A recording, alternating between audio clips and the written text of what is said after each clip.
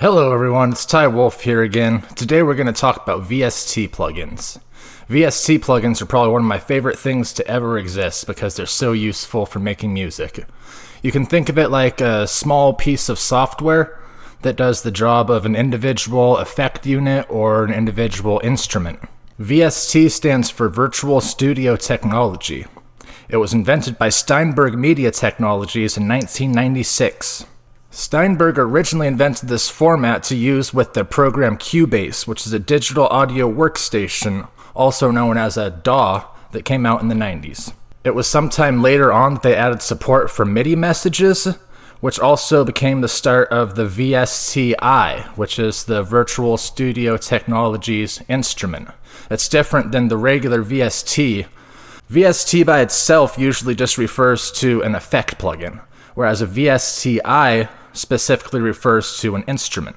So since 1996, this format became more and more popular, and now today, by 2020, it's widely used by almost every single music program out there. So VST plugins can be very helpful if you have a large library of them, or if you just have a few of them that you like to use that are very useful.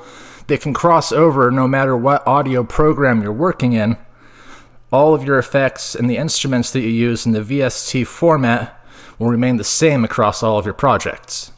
And these are useful whether you're a guitarist or you're a producer or a vocalist. I mean, anybody can use a VST plugin to make their sound a little bit better, no matter what you do in the world of music. So for instance, I could plug a line-in guitar signal into my sound card, and then I could use VST plugins instead of having real-life guitar effect plugins. I have all my distortions, delays, reverbs, all in a virtual instrument rack on my computer, and then sound output to an amp or just record it in the box onto the computer. It's a really versatile setup, and especially if you don't have a lot of money to play with a lot of expensive guitar effects plugins, VST plugins are an excellent option to just play around with more sounds than you're used to. Or if you're a vocalist, vocal processing, there's a lot of things that can help you out there too, in terms of compressors, or if you're into doing the auto-tune thing, there's some decent auto-tune plugins available. Any sort of reverb, delay, or modulation you would want on your vocals, they can all be achieved with VST plugins too. And that's not even going into the world of mixing and mastering. There's all sorts of useful metering plugins that I've found, equalizers, multiband compressors, stereo imaging plugins, all sorts of useful stuff in this format.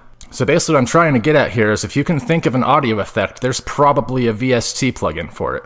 Another really great part about VST plugins is there are many of them available to download for free, and a lot of these free plugins are actually pretty decent too. I think that most people would probably agree, though, that if you drop some money on your VST plugins, you're going to end up with a lot nicer gear to work with. I personally don't have a lot of the paid VST plugins. I like to work with free software as much as I possibly can, so a lot of the music that I make with VST plugins, I actually use the free versions. So I'm just going to go through a few of them here that I like, that I have found for free throughout the years, that you can search for on Google and you can find yourself too. I have many, many, many of them. I have a large folder full of them. But these are just a few of my favorites that I'd like to recommend that are probably the most widely usable and the most entry level, easy to use. So the first one that I want to bring up is the MiniMogue. It's a virtual FM synthesizer that models the classic Moog synthesizers from the 70s. So if you're looking for that classic rock or prog rock, Emerson, Lake and Palmer keyboard solo kind of sound, there's a really good plugin to accomplish some of those sounds. And even if you're not into those genres or that sound, it's also a very easy entry-level synth for a beginner to figure out and get some really excellent sounding synth tones. There's two versions of it. There's the MiniMogue VA and the MiniMogue Luxus. There doesn't seem to be a whole lot of difference between the two, except that the Luxus seems to have more options for integrating MIDI controllers with it. I usually use the MiniMogue VA in my projects, and it's actually my go-to bassline synthesizer. Almost all the bass lines in the electronic music that I make are usually made with the MiniMogue VA as the bassline instrument. I know there's going to be some of you out there rolling your eyes at me right now, but I would like to bring up the DSK plugins as well. DSK makes a very large line of instrument plugins that model real-life instruments. And they don't do a super 100% accurate job, but if you just need some simple piano sounds, saxophone sounds, they have some different drum and voice kind of plugins too. DSK is a pretty good way to go with some entry-level instrument plugins that model real-life sounds. If you're not looking for something that's really digitized and synthesizer sounding, if you want to bring some real life into your songs without having to go out and record samples yourself or without having to own a bunch of extra instruments that you don't have, the DSK plugins are a decent fit. They don't sound great right out of the box. You might want to slap some reverb and some processing, like some compression or some EQ onto it, and kind of tame the sound into something that's a little bit nicer and a little bit more usable. But it's a good place to start. Another VST company I'd like to bring up really quick is Tokyo Dawn. They make some really cool stuff. It's probably worth popping by their website and checking out all of their plugins that they have. They're a little bit more advanced on the user level as far as they have a lot more features, and so beginners probably won't be able to pick it up quite as easily, but they make some very useful tools, especially for producing. The one I really like by them is called Nova. It's an equalizer plugin with a really good visualizer for incoming and outgoing signal and frequencies. It has a sidechain mode, so you can do like ducking effects. So for instance, when the kick drum hits, then the EQ will be able to detect that kick drum, and it'll be able to duck some frequencies out of the original signal that you're affecting with the equalizer. Probably going to do another video on the concept of ducking and sidechain compression, so if you don't understand that concept right now, don't worry about it. We'll just move on and we'll get back to it later.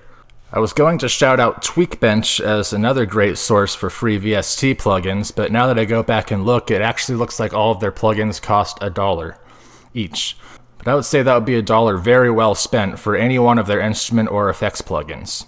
The Tweakbench style goes for more of a 8-bit NES chiptune kind of sound. They have several options for synthesizers that emulate that classic chiptune kind of sound with very simple square wave, triangle wave oscillators. And they also have some great effects for bit crushing and otherwise distorting and modifying regular sounds to sound more 8-bit and chiptune.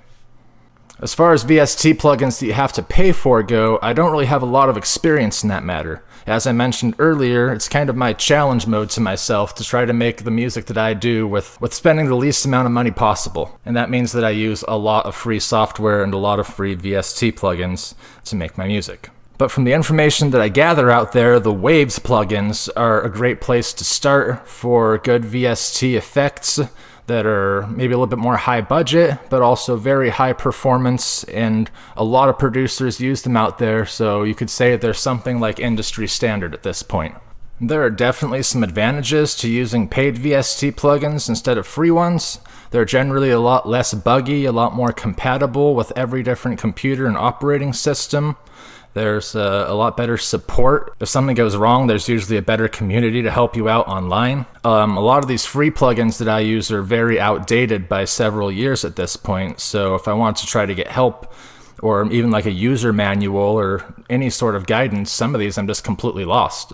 Like the software will still work on my computer, but the web page that hosted it in the first place is completely gone, and anybody who knows anything about it is long disinterested in the project now. So the point being, if you want your stuff to be pretty user friendly, and if you want to have good tech support if you have problems and you don't mind paying a little bit of money, then paid VST plugins are a great way to go. If you're a little bit more technically inclined and you don't mind fiddling around with stuff and making stuff work and having a few compromises, then free VST plugins are an excellent way to go. Anyway, that's all I'm going to say for this time. Maybe at some point I'll do another video where I actually fire up one of my programs and I take you through how to set up and use VST plugins and give you a visual. It's definitely a topic that we'll revisit at some point in the future here. Anyway, I hope that was helpful, and I hope all of you have fun out there. I'll see you in the next video.